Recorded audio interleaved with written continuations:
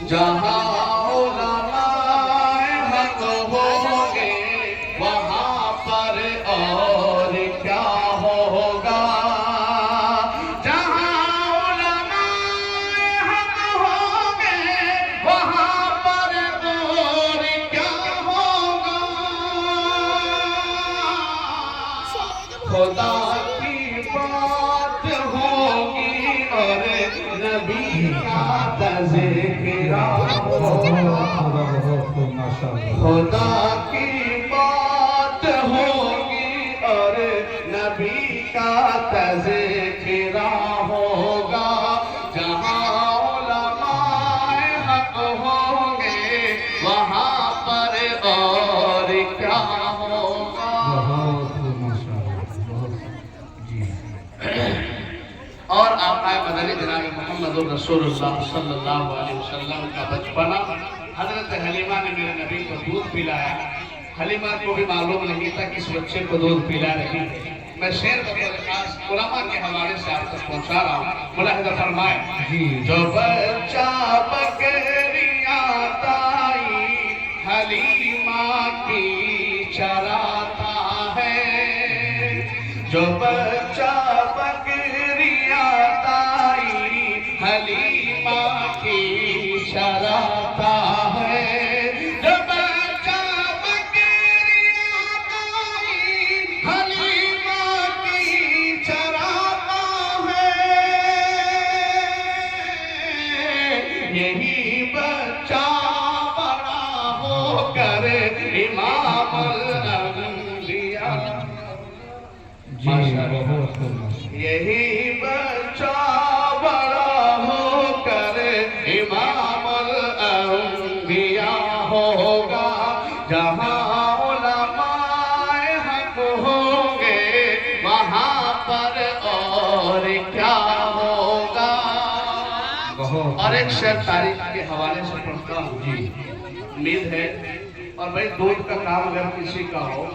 وہ برا نہ مانیے آج کے دور میں جو دودھ لے رہا ہے بس وہ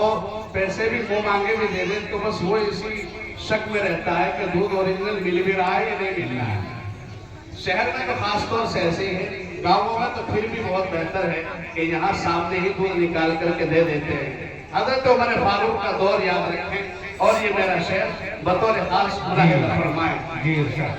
میں ہرگز دودھ میں پانی ملا سکتی نہیں ہوں ماں اور ہماری مائیں بہنیں بھی بطور خاص اس شعر کو ملاحظہ فرمائیں میں ہرگز دودھ میں پانی ملا سکتی نہیں ہوں ماں میں ہرگز دودھ میں پانی ملا سکتی نہیں ہوں ماں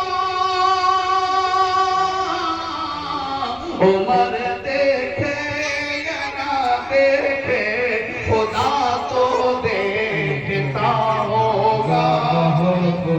عمر دیکھے یا نہ دیکھے خدا میں کل شروع سے بادی صاحب کا حکم ہے میں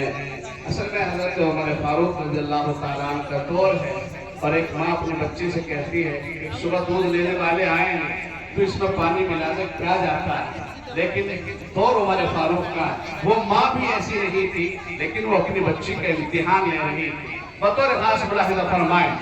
میں ہرگز دودھ میں پانی ملا سکتی